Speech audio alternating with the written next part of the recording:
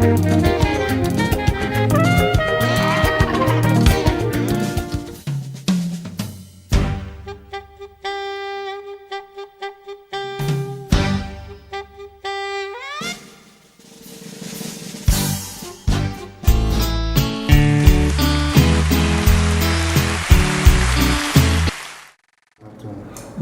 Africa News Multimédia, bonsoir à tous ceux qui suivent cette chaîne. Nous avons pris le rendez-vous de ce soir justement pour adresser nos vives félicitations à ce qui se fait du côté des Pays-Bas dans le cadre de la reprise du procès du président Laurent Gbagbo.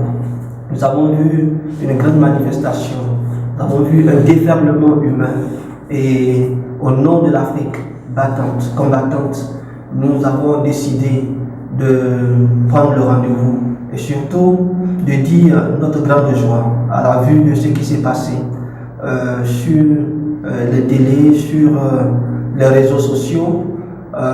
Nous avons vu l'Afrique en mouvement. Nous avons vu cette mobilisation des Ivoiriens qui a entraîné avec elle la diaspora africaine. Les Ivoiriens sont venus de partout, de toute l'Europe. Ils ont convergé vers la Haye. Ils sont venus de la Côte d'Ivoire. Nous voulons saluer tous ceux qui se sont mobilisés comme un seul homme. Pour nous, c'est un acte de résistance. Et il faut saluer cet acte de résistance qui s'inscrit dans tout ce que l'Afrique a toujours mené comme bataille pour sa dignité, pour sa liberté. Nous voulons saluer cette manière de dire non à l'impérialisme, cette manière de dire non à l'assujettissement. Pour nous, nous l'avons toujours dit dans le cadre des émissions déjà passées sur d'autres chaînes, que cette cour est l'expression de la volonté manifeste de certains États de continuer toujours l'embastillement des pays qui se sont défaits hier de la colonisation et qui aspirent à être des États souverains, des États indépendants.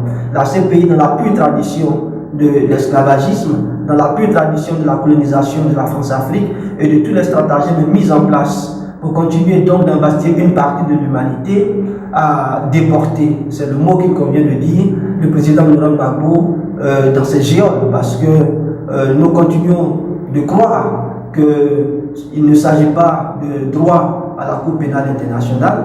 C'est une organisation hybride, c'est une organisation mais qui reflète le banditisme international dans sa manifestation la plus abjecte. Cette cour, comme nous l'avons dit, et comme beaucoup de documents l'attestent, est une organisation mafieuse, une organisation soutenue par des hommes recherchés par des bandits internationaux comme George Soros, qui se sont donné tous les moyens à travers des instances, à travers des organisations, des ONG, à travers une mafia au visage multiple, pour continuer donc à dénier à l'Afrique sa capacité de pouvoir être un continent normal, avec des États normaux, avec des institutions normales, avec des chefs d'État, mais qui respectent leur constitution, qui respectent leur peuple, qui respectent leur sacerdoce et qui se mettent au service du développement. Le président Laurent Gbagbo se trouve depuis, nous allons dire maintenant, 7 ans pour un procès que nous avons attendu. Nous avons attendu parce que nous savions que ce serait difficile pour la communauté internationale de pouvoir justifier l'injustifiable.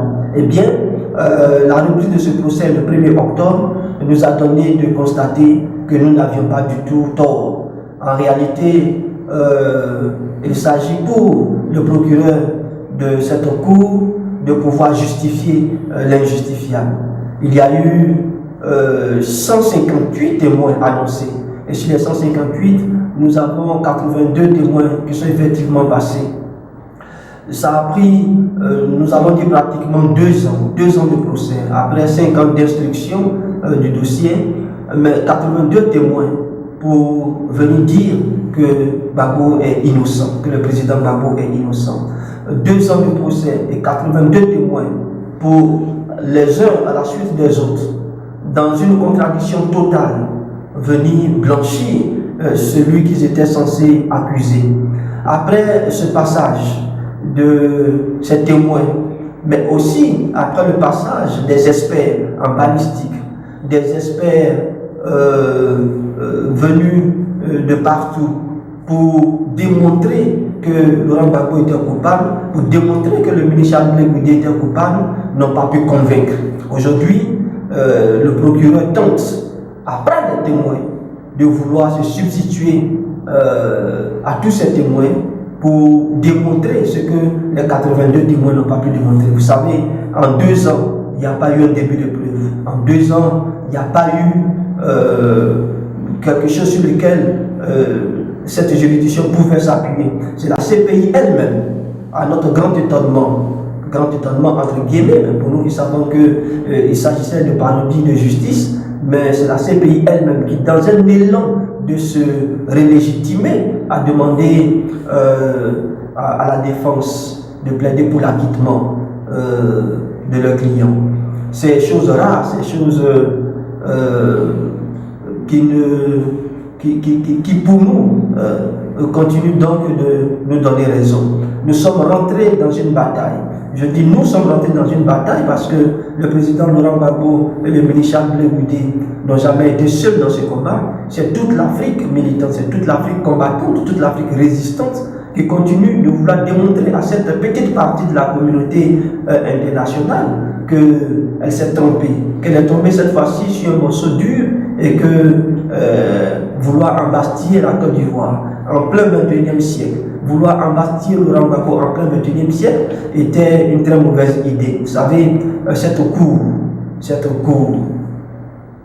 joue sa survie, cette cour joue son avenir. Une cour qui du reste n'a pas été reconnue par les États les plus puissants de notre monde, par ceux qui constituent aujourd'hui le Conseil de sécurité. Vous savez que il y a quelques jours de cela, des sorties encore du président américain Donald Trump qui a fustigé cette cour, qui l'a déclarée illégitime et qui a dit qu'il était prêt à affronter cette cour si jamais elle osait poursuivre un citoyen américain. C'est le dernier en date, mais au Kremlin, en Russie, il y a eu des sorties des députés russes en son temps qui avaient jugé que cette cour était illégitime.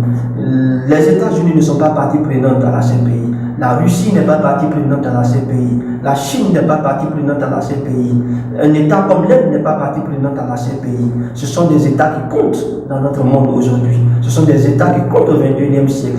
Quand des États aussi puissants que ceux-ci ne sont pas partis au traité de Rome, ça laisse à croire que c'est une organisation qui a été mise sur pied pour des décès hier inavoués, mais que nous sommes en train de comprendre aujourd'hui. Donc bravo à tous ceux qui se battent pour la manifestation de la vérité. La mobilisation dans la rue, la mobilisation depuis que le président Laurent Gbagbo est dans cette cour d'assujettissement et dans ce goulag a démontré que l'Afrique continue de se battre. Nous prenons la parole ce soir, pas pour entrer dans un débat juridique, parce que pour nous, il s'agit de tout sauf de la justice, mais c'est une occasion royale pour cette cour de pouvoir, à la faveur de la reprise de ce procès, rentrer dans les normes d'une juridiction, je dirais, normale, pour redevenir une institution qui pourrait avoir sa place dans les institutions internationales, dans les juridictions internationales. Il s'agit pour la CPI de démontrer, à travers la relaxe pure et simple du président Laurent Gbagbo, qu'elle décide enfin de se mettre sur le chemin du droit. Nous avons écouté, mais avec beaucoup de patience, nous avons écouté avec beaucoup de patience les démêlés du procureur McDonald. Nous l'avons écouté et nous avons entendu du faux, nous avons entendu des contradictions, nous avons entendu tout, sauf ce qui pouvait, je veux dire, nous donner de douter que nous étions dans la vérité. Ces propos corroborent que nous sommes dans un combat et que nous sommes en train de gagner ce combat. Vous savez, j'ai retenu quelques propos, je n'en dirai pas plus, mais le propos le plus saillant pour moi, c'est le fait que McDonald, au cours de ce procès d'aujourd'hui, donc 2 octobre, a dit qu'il n'y a pas de preuves manifestes. Que les balbutiements donc de McDonald nous ont mis hors de nous-mêmes, parce que nous avons entendu le procureur qui, après, 5 années d'instruction du dossier, après une documentation assez sourcée, une documentation volumineuse, dit aujourd'hui, mardi 2 octobre, que Blé Goudé n'a pas donné d'ordre explicite. Voilà le mot que je retiens entre 1000 mots, entre plusieurs expressions, mais qui démontre que cet homme n'était pas dans sa peau, n'était pas à l'aise, n'était pas en train de faire du droit. Blé Goudé n'a pas donné d'ordre explicite. Qu'est-ce que donc le procureur tente de démontrer? Il tente de démontrer donc que si Blé Goudé n'a pas donné d'ordre explicite, il y a donc par déduction. Donc le procureur évolue donc par déduction. Il nous amène donc à travers des faits, à travers une argumentation, à déduire que si Blé Goudé n'a pas donné d'ordre explicite, il a donc donné de manière implicite des ordres. Or, le rôle des 82 témoins était de venir démontrer, parce qu'il s'agit de témoins qui étaient sur les lieux, des témoins qui ont vu des actes, qui ont vu des actions. Donc on n'appelle pas des témoins à une barre pour faire de la surenchère. On appelle des témoins parce qu'ils ont été témoins. Je ne sais pas quel mot employer, mais le mot témoin veut dire qu'on était sur les lieux. On était sur la scène, on a vu des choses et qu'on vient de transcrire. Donc quand 82 témoins ne permettent pas au procureur de la CPI de tirer des conclusions et de justifier de l'accusation, et qui dit aujourd'hui que Blé Goudé n'a pas donné d'ordre explicite, ça veut dire tout simplement que le procureur n'avait pas de matière. Le procureur a un dossier qui est vide, il est volumineux de 3000 pages, de 10 000 pages, de 8 000 pages, mais son dossier, il est vide. Son dossier ne repose sur rien du tout. Mais c'est la même chose aussi pour le président Laurent Gbagbo. Il tente de nous dire que par déduction ou par manière indirecte, le président Laurent Gbagbo aurait donné des ordres. On n'est pas ici pour déduire, on est ici pour avoir des preuves tangibles, des preuves palpables. Des témoins doivent venir dire qu'ils ont été témoins de ce que Laurent Gbagbo a pris des arrêtés, a pris des ordonnances, a pris des actes de gouvernance, il a dit ouvertement, il a donné des instructions, qu'ils ont été témoins, qu'ils ont entendu, qu'ils ont vu que des documents existent. C'est sur ça que nous voulons que le procureur puisse s'appuyer. Mais rien de tout cela, parce que justement, rien n'existe. Aucune documentation n'existe pour prouver la culpabilité de Blé Goudé. Aucune documentation n'existe pour prouver la culpabilité du président Laurent Gbagbo. Nous savons donc que nous allons vers un non-lieu, nous allons vers l'acquittement. Ça prendra certainement un peu de temps encore pour qu'on puisse arriver à ce fait. Mais pour nous, nous voulons dire que la victoire, elle est déjà là. La victoire, elle est tangible, elle crève les yeux, et donc victoire à tous ceux qui se mobilisent. Pour nous, ce sont, au risque de me répéter, la mobilisation à la, et ce que nous avons vu, les artistes, les personnalités politiques, tous ceux qui se sont déplacés de la Côte d'Ivoire, le secrétaire général du Front populaire ivoirien, le président de l'AIRD, Eric, qui était sur le podium hier à la CPI, le ministre Issa Malik Coulibaly, directeur national de campagne du président Laurent Gbagbo, toutes ces personnalités, mais aussi les artistes, aussi tous les Africains qui y étaient, sont en train de démontrer tout simplement que ce monde peut être remis, je veux dire, en ordre normal, peut être remis dans un mode de fonctionnement normal.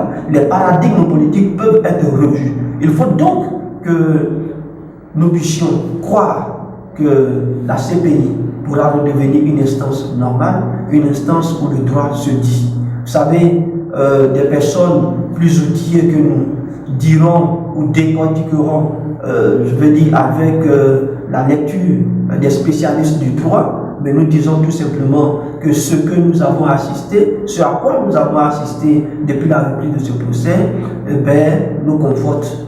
Nous qui très tôt avons dit que le président Laurent Gbagbo n'avait pas sa place à la CPI, mais je veux dire, McDonald's nous conforte qu'il y avait un complot.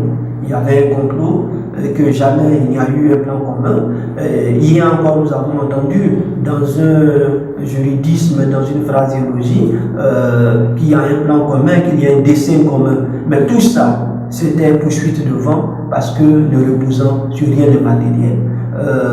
Juste pour dire courage à tous ceux qui sont encore dans ce pays, tous ceux qui sont à la haie et qui manifestent, courage à tous les Africains, nous avons la victoire et vive l'Afrique, vive la Côte d'Ivoire libérée, vive le président Laurent Gbagbo, bientôt chez lui, et donc salut à tous les combattants.